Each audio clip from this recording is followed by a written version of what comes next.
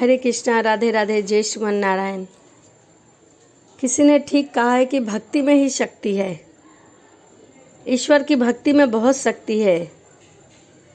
जो ईश्वर के सहारे अपने कामों को छोड़ता है और उनका स्मरण करता है, ईश्वर उसकी सभी बिगड़े कामों को बना देते हैं। इसी का एग्जाम्पल है, द्रौपदी ने भी सभी सहारे छोड़कर श्री कृष्ण की स्तुति की थी तो श्री कृष्ण ने उनकी लाज बचाई थी। गजेंद्र ने श्री हरि का स्मरण किया तो श्री हरि ने ग्रास से उसे मुक्ति कराया। भक्त ध्रुव और प्रहलाद को श्री हरि ने अपनी अखंड भक्ति प्रदान की थी। भक्ति की शक्ति में एक भावपूर्वक कविता कहानी मैं आपको सुनाती हूँ। एक बार एक लड़का था, वह सारा दिन भगवान की भक्ति में लगा रहता था। साधु संतों की सेवा किया करता था, लेकिन कोई काम धंधा नहीं करता था।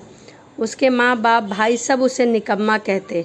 उसका पूरा परिवार उससे बहुत परेशान था।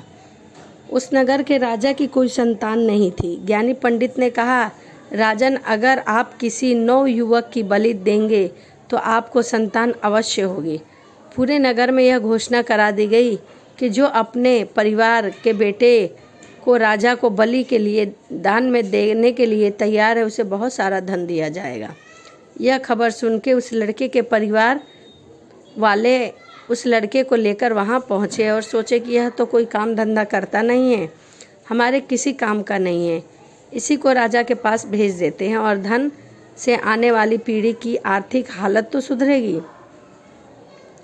लड़के को राजा के पास बलि के लिए भेज दिया गया। अगले दिन उसकी बलि से पहले उसकी पूजा की गई। राजा ने लड़के की उसकी अंतिम इच्छा पूछी। उसने कहा, अंतिम इच्छा में मुझे थोड़ी मिट्टी चाहिए। लड़के को मिट्टी दे दी गई। उसने उस मिट्टी से 4 ढेर लगाए, उसमें से 3 को तोड़ दिया, एक ही रहने दिया। यह सब करने के बाद उसने राजा से कहा, अब आप मेरी बलि दे सकते हैं। राजा ने कहा कि पहले तुम बताओ कि तुमने पहली 3 ढेर क्यों तोड़ी, आखिर क्या कारण है इसका। उसने कहा, आप इसे रहने दो, अब मेरी बलि दे दो। राजा ने कहा, मेरा आदेश है, आप इसका अर्थ जरूर बताओ, तभी मैं आपकी बलि दूंगा। लड़के ने जवाब दिया, कोई भी जीव अपने रक्षा के लिए सबसे पहले अपने माँ बाप, फिर राजा, फिर देवता पर विश्वास रखता है, लेकिन माँ बाप ने ही मुझे बेच दिया।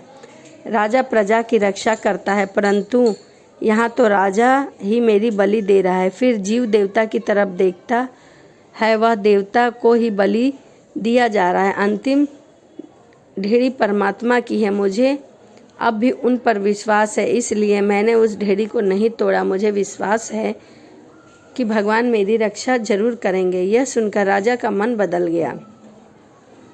उसने सोचा कि यह नौजवान तो बहुत समझदार है। उसने बलि देने का विचार को त्याग दिया। इस पर लड़के को ही अपना पुत्र बना लिया और उसे अपना उत्तराधिकारी घोषित कर दिया। लड़के को ईश्वर पर अटूट विश्वास था। तो यह कहानी थी भक्ति की शक्ति में। तो कहानी के माध्यम से मैंने आपको समझाने की कोशिश की है कि ईश्वर की भक्ति में कितनी शक्ति है। तो चलिए, इसी के साथ मिलते हैं अगली वीडियो में। राधे राधे, जय श्रीमन नारायण।